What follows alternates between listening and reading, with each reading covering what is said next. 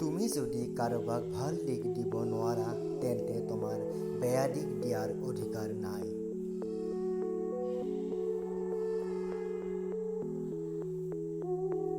কাৰোবাক যদি সহায় কৰা হয় তাৰ অৰ্থ এইটো নহয় যে তুমি তাৰ সুযোগ লাভ কৰিছা। মহৎ লোক সেইজন যিয়ে নিজৰ স্বাৰ্থ অবিহনে আনক সহায়ৰ হাত আগবঢ়াই দিব পাৰে।